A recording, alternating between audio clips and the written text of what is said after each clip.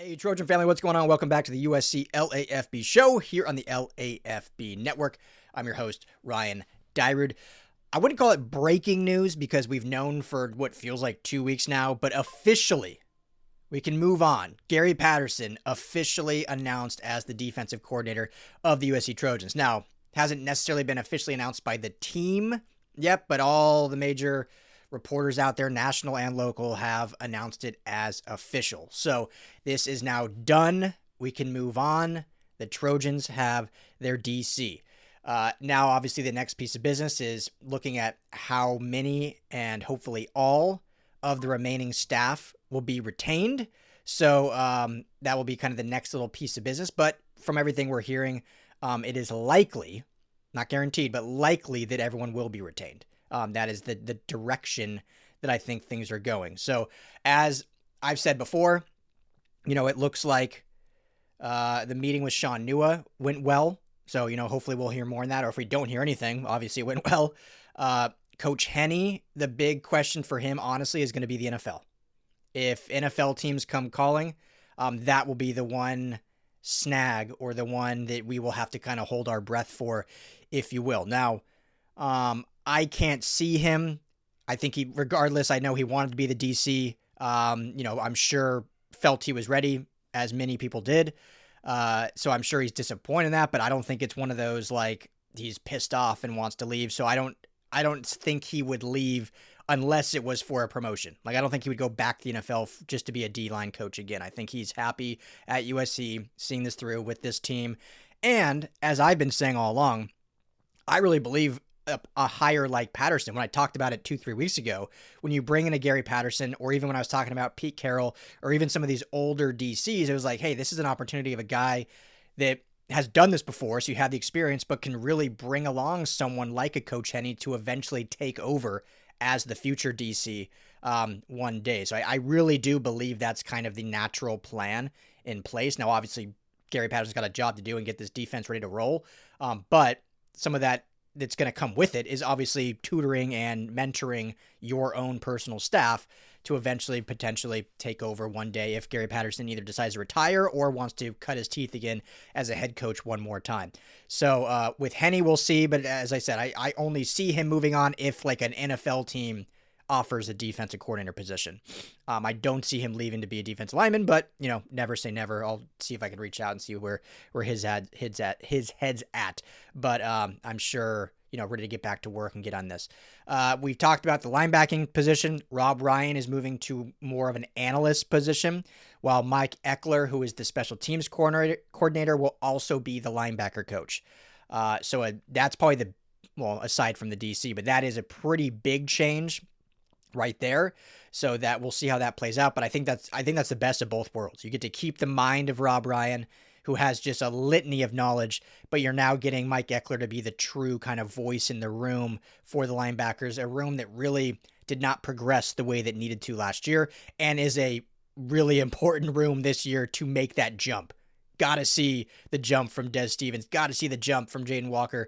We'll see if Talanoa Ely, how much he is on the grind right off the bat as a true freshman. The transfer Devin Bryant, what kind of jump he can make from transferring from Washington. So it's going to be a big job for Mike Eckler. And now you can have Rob Ryan as another ear, but not necessarily the lead in the room, if you will. So I think that's a good, but really positive change for all parties involved. And then Trevon Reed, obviously not going anywhere. I don't think if there is any movement, he is one that seems locked in. And maybe even extend his role a little bit, as the cornerback coach. He's like kind of the lead recruiter. Doug Belk obviously was extremely pivotal in many recruiting, so I'm not taking anything away from him, but it seemed like Trevon Reed was taking more and more on, at least in recruiting. And we saw many recruits late in the stretch. And then when talking about 2027 recruits, as we do here at the USC LAFB show, the vast majority of them are like, yeah, T. Reed's my guy. T. Reed's my guy. That's who I talk to the most, T. Reed. And that even includes some safeties. Now, someone like an Honor Falave Johnson, I think, had a really close, tight-knit relationship with Doug Belk. So that'll be an interesting transition there of how that recruitment will continue on, which we'll keep you posted here as always. But Trevon Reed, locked in. I see his role somewhat extending and expanding. And he feels like the future of the back end of this defense. Like, he just feels like the future of USC defense moving forward, just with the attitude, what he wants out of this program, how much these kids mean to him. Not saying the other ones don't feel that, but Trevon Reed just feels like soon to be the figurehead. Like, him and Henne can be the two figureheads of this defense. And then as far as safeties coach, all indications are right now that Gary Patterson will take over as, DC and safeties coach. That's completely normal. We see that all over college football, where the DC is also responsible for a position group. So that's the anticipation right now, is that Patterson will also be in charge of the safeties. However, I'll say this. I had a dream last night. That's it. No sources, no conversations, just a random dream in my NyQuil stupor, because if you can tell, I am catching a cold, or I'm in a cold, that USC brought on safeties coach from Miami, Will Harris, onto their staff. Just a dream, just throwing it out there. He is a Trojan, so maybe he does want to come home. He was at Florida last year, Miami this year. Maybe he's done the Florida tour. He was in the Natty last year, or just a few days ago. Maybe he's ready to bring that expertise to SC and take over the safeties room for the Trojans, where he got his start. So, again, no sources. That was just a dream I had. It was a really random dream, or probably not random dream, since I spend so much time covering USC. But take that for what you will. But as of now, January 23rd, the staff is set as is, with Gary Patterson as your defensive coordinator, Coach Henne as your D-line coach, Coach Nua as your edge coach. We'll see what that kind of looks like with this maybe new potential scheme. Mike Eckler as your linebacker coach, and Coach Trevon Reed as your cornerback coach, with Patterson overseeing safeties. So we can move on, look forward. Again, the last little hold our breath is for all these NFL hires to get finalized. Once those are done, then we can fully say the staff is concrete and ready to rock and roll into the 2026 season. Last little tidbit, it will be, obviously interesting. We've talked a lot about the 4-2-5 scheme and what this, will potentially look like here at USC. What's funny, kind of in a way, is towards the end of Patterson's tenure at TCU, because he had this 4-2-5 defense that was so dominant, so good, multiple years as the number one ranked defense in all of college football. And when it started to suffer, and sometimes it's just doing the same thing over and over again, that can take a toll sometimes. But when it started to fall off a little bit, many people, you can look for other articles out there, were saying that it struggled catching up to like spread offenses. And you look at like Lincoln Riley during his time at Oklahoma was 7-0 against Gary Patterson and TCU. Like, so the offenses that Lincoln Riley got his name for dominated his 4-2-5 defense. What's ironic about it is now he's coming into the Big Ten, because that was kind of a question, like, well, will his defense work in the Big Ten? We're talking Big 12. It struggled in kind of the latter Big 12 years, when the Big 12 was just dominating offenses. It was better before that, when the old school football. So you come to the Big Ten now, which is so much more big boy trench warfare, if I can say the word, trench warfare, where, running games are the bread and butter. Like, it'll actually be a lot better in the current system, in the current conference, than how it ended. With that 4-2-5, you have an obviously front-heavy scheme with a real roving nickelback, almost a little different than the standard nickel that we would see. Like, a standard nickel would basically be a cornerback that plays in the slot. This 4-2-5, which I'm going to dive into a lot more now that it's official, is really a hybrid backer safety. Kind of Kamari Ramsey-esque, but maybe even a little bigger. I know even last year, though, they kind of toyed around with, Ramsey there. They put Eric Gentry as their nickel sometimes. So they ran somewhat similar schematic influences of what they're going to be transitioning to now with Gary Patterson. But it'll be fun to see what player really takes that true nickel role. Like, obviously, we all assumed Alex Graham's your nickel, Prophet Brown's your nickel. But the nickel back in this scheme might be a little bit different, just based on size and aiding in the run game. Now, I think Alex Graham can be that. We saw him hit against TCU and the body blows that he's able to give. He's not some small corner, so I think he can fill that absolutely. But it'll be interesting to see on certain downs and distances if maybe, Elijah Newby's a super good athlete. We didn't see a lot of last year, but he is a really athletic backer that can go sideline to sideline. Even a Tamir Robinson, really athletic, but a bigger size if they need that size for that in the box nickel guy. But I do think Alex Graham is still probably your best odds on bet to play that role, unless they feel moving Alex Graham back to safety to pair with Christian Pierce. Obviously, Kennedy Urlacher's there. We'll see how that plays out. Even Kennedy Urlacher can be more of kind of a nickelback in this system because he is a little bigger with the bigger hit stick.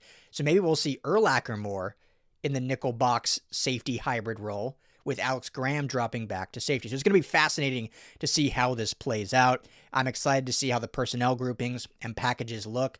But I do think it's not going to be a crazy transition. We saw variations of this system even with Danton Lynn here. So it's not going to be some like rewriting the entire defensive script. Now, terminology is obviously going to be different. Every coordinator has their different terminology and play calls and stuff like that. So that will be the learning curve.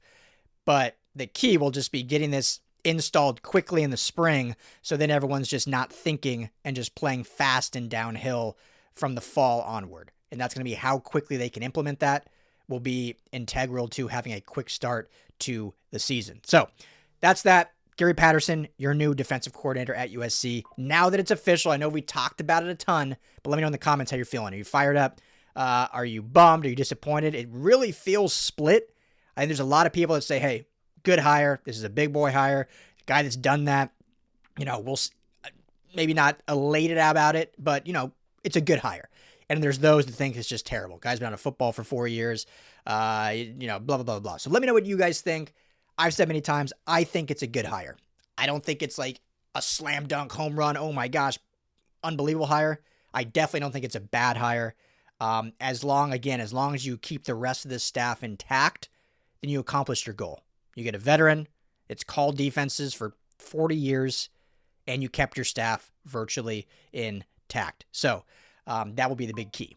Keeping the staff intact. If all of a sudden more are gone, then we'll maybe reassess here in a few weeks. But as of now, I think this is a really solid hire for USC, and I think it's a really good match for Lincoln Riley because it's a guy that can truly be the CEO of the defense and run everything and have full control if that's what Lincoln Riley wants.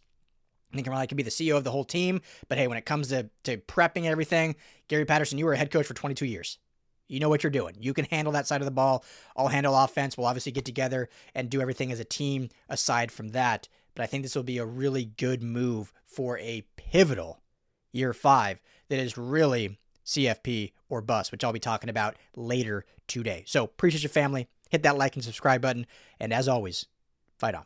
Hey, Trojan family, thank you so much for hanging out and watching the USC LAFB show. Before you go, let me tell you quickly about our friends over at Sleeper. Go right now, download the Sleeper app. It's the #1 sports app, not just for season-long fantasy, but they've got live pickers, they've got live stat updates, they've got a chat that you can chat with other users, plus the daily pick'em, which is a blast, or daily fantasy, whatever you want to call it. You go and pick 2 to 8 players across any sports. If you're talking USC, go choose J.D. Maiava in his next matchup. Pick more or less passing yards, more or less touchdowns. You stack those, and you can win real money. When you go to make your first deposit, make sure you use our promo code USCLAFB. You're going to get a match deposit up to $100.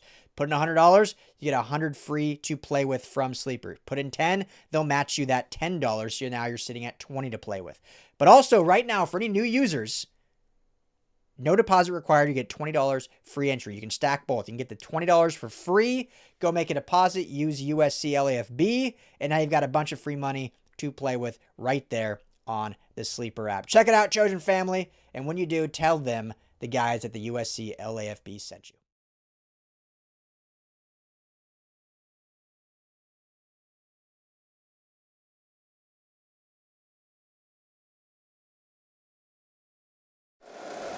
If you like the show, please take a moment to rate, review, and subscribe. It really does help the show to grow. Thank you for listening.